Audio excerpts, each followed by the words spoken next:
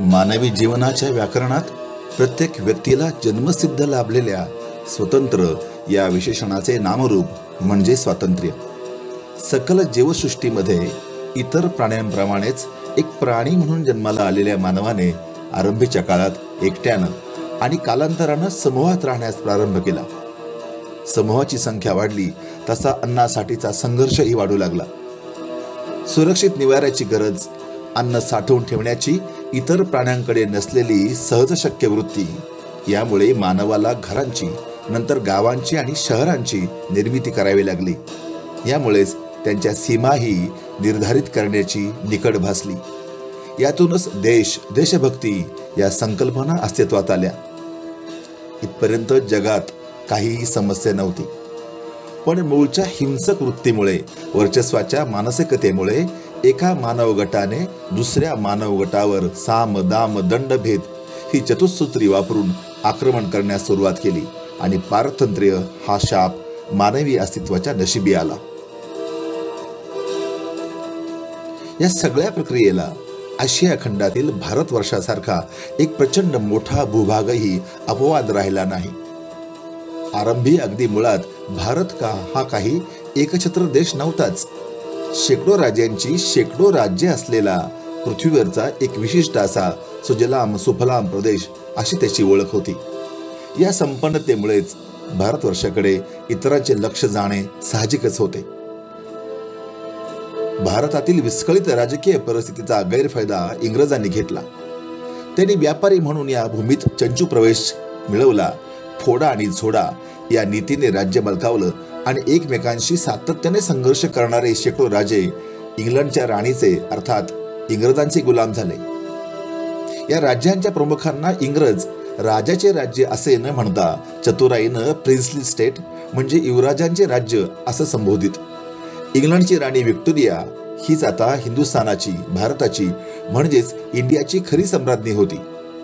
1818 या वर्षी इंग्रज अधिकृतरित्या भारताचे राज्यकर्ते बनले आणि त्यांनी पुढे त्याच त्यांच्या सुखासाठी आणि सुखाने जवळपास 39 वर्ष म्हणजे 1857 पर्यंत राज्य केलं. आपापसात लढणाऱ्या स्थानिक राज्यकर्त्यांना आपला खरा शत्रू इंग्रज आहेत हे 1857 पर्यंत म्हणजे खूप उशीर का असेना पण उमगलं होतं.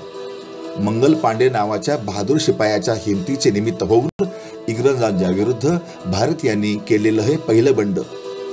या बंडाचे नेतृत्व केले ते एका मराठमोळ्या महिलेनं. आता बुंदेलखंड उत्तर प्रदेशात असलेल्या झाशीवर 1728 ते 1804 यापर्यंत पुण्याच्या पेशव्यांचे राज्य होते. झाशीचा कारभार अनेक सिद्ध्यंतर होत होत राजा रघुनाथ नेवाळकर यांच्याकडे आला. त्यांचा विवाह मूळच्या महाराष्ट्रीय असलेल्या तांबे आडनावाच्या घराण्यात वाराणसी येथे जन्मलेल्या मणिकर्णिकाबाईंशी झाला. त्यांचेच विवाहोत्तर नाव लक्ष्मीबाई असे होते.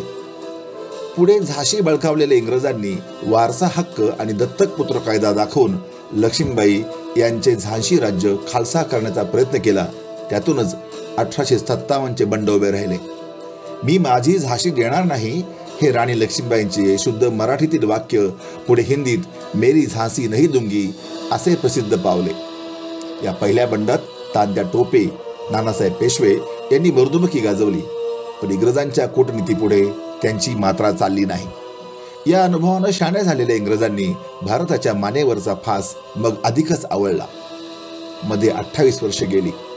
1885 या वर्षी भारतीय राष्ट्रीय काँग्रेसची स्थापना झाली आणि भारतीयांच्या स्वातंत्र्य स्वप्नास पुन्हा पंख फुटले.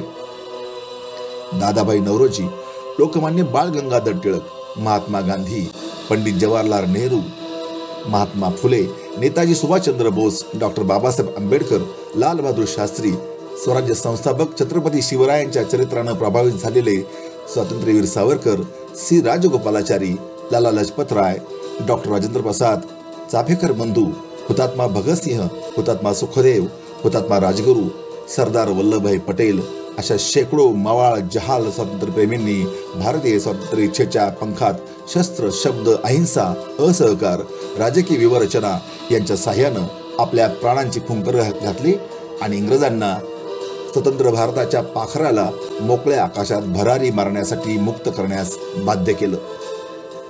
दुर्दैवानं 14 ऑगस्ट 1947 दिवस अखंडपणे स्वतंत्र होऊ पाहणाऱ्या भारत देशाचे 2 तुकडे करणारा दिवस ठरला. धार्मिक द्वेष, परस्पर अविश्वासाचा इतिहास यामुळे आधी शेकडो तुकड्यात विभागले गेलेले आणि नंतर परकीय शक्तींच्या विरुद्ध एकवटलेले भारत राष्ट्र पुन्हा एकदा विभाजित झाले. इंग्रजांनी जाता जाता भारत पाकिस्तान विभाजनाचा जिव्हारी लागणारा अचूक वार करण्यात यश मिळवलं होतं. हा दुर्दैवी दिवस रात्री 12 वाजता संपून 15 ऑगस्टचा दिवस सुरू होतानाच स्वतंत्र भारताचा तिरंगा ध्वज आकाशात फडकला. नवा दिवस, नवी आशा असा विचार तिरंग्यानं केला असावा. रात्र मागे सारूनच दिवसाला उगवावे लागते. भारत हा देश म्हणून जगाच्या नकाशात स्थापित होत होता, तरी याच देशात थोडी थोडकी नव्हेत, स्वतःला स्वतंत्र म्हणून घेणारी तब्बल 565 राज्ये होती.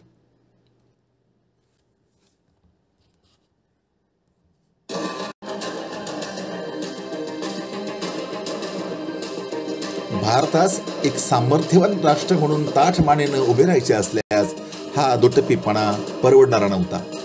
पोलादी पुरुष म्हणून ख्यातकीर्त असलेल्या सरदार वल्लभभाई पटेल यांनी या 565 पैकी 552 राज्य भारतीय संघराज्याला जोडून घेण्यात यश मिळवून आताचा भारत उभा केला. यात काश्मीरचाही समावेश होता. नव्यानं जन्मलेल्या पाकिस्तानने वर्षा 6 महिन्याच्या आतच लहान तोंडी मोठा घास घेतला.